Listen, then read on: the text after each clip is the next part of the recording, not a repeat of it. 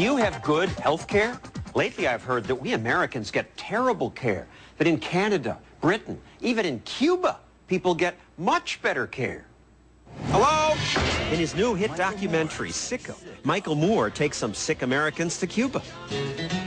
I'm on the way to Cuba, where all is happy. Check out the music he plays in the movie.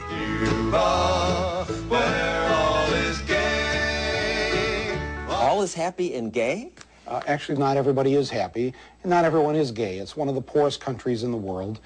Having said that, they've done a few things right. Moore's movie claims socialized medicine, that is, government-run medicine, is great, and it's why Cubans get better care than Americans. They believe in preventative medicine, and it seems like there's a doctor on every block. When Moore's group arrived, they were taken to a special section of this showcase hospital. I asked them to give us the same exact care they give their fellow Cuban citizens. No more, no less. And that's what they did. Do you really think that's what they did? Oh, I know that's what they did. It's an average hospital. I mean, they have a clinic in every neighborhood in Cuba. This isn't just me saying this, you know. All the World Health Organizations or whatever have confirmed that if there's one thing they do right in Cuba, it's health care. And there's very little debate about that. Oh, there's plenty of debate. These films that try to portray the healthcare in Cuba as being superior, they are lacking in providing truth. Cuban-born human rights advocate Dr. Jose Caro says Moore's movie tells lies. And there are plenty of pictures like these, smuggled out of Cuba, that tell a different story. A story of dilapidated hospitals with bleak rooms where patients have to hang clothes to dry on the windows. Filthy conditions, floors covered with bugs, patients who are neglected, some who starve. George Utzet, who writes the anti-Castro website TheRealCuba.com, says Moore and his group were taken to a part of this hospital that's reserved for the privileged. Elites, he says, get special treatment. They don't go to the hospital for regular Cubans. They go to hospital for the elite. And, very different condition. One Cuban doctor told us we are crazy with desperation for lack of health care. This YouTube clip posted by a woman from Venezuela shows the two forms of health care in Cuba. This one for the privileged who pay in dollars, and this one, pharmacies with empty shelves for regular Cubans. They live at least a month longer than we do.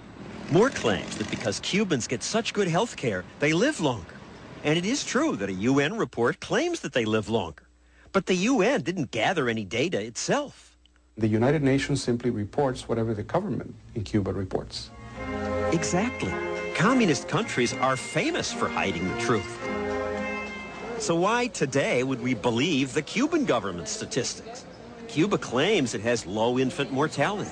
But doctors tell us the data is misleading because when there might be problems, they just abort the fetus.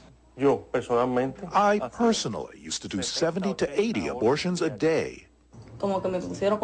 They told me I should end the pregnancy. Janet Sanchez says doctors told her fetus had signs of Down syndrome and should not be born. It was my very first pregnancy. I wanted to have the child. And there is something else they do. Some doctors say if a child dies a few hours after birth, they don't count it as ever having lived. It changes the number, even though the same number of children may be dying or more. Why would we believe these comparisons?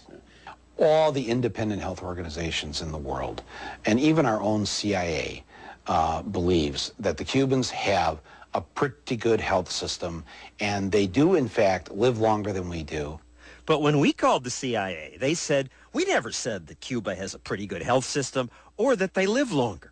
In fact, the CIA says Americans average 78 years of life versus 77.1 in Cuba. Again, the data that does say Cubans live longer comes straight from the Cuban government. Why believe what they say about how long people live? Not to direct your interview here, but Cuba's the red herring. Let's stick to Canada and Britain and this stuff, because I think these are legitimate arguments that are made against the film and against the so-called idea of socialized medicine. And I think you should challenge me on these things, and I'll give you my answer. Okay, next week on 2020, we'll do just that. We'll spend the entire hour on health care, and I'll fight with Michael Moore about what works best. The private sector does everything better because they compete. Private sector does everything better? You are like so 13th century. I love this. Limited government That's next week. We call it Whose Body Is It Anyway? Sick in America. We'll be right back.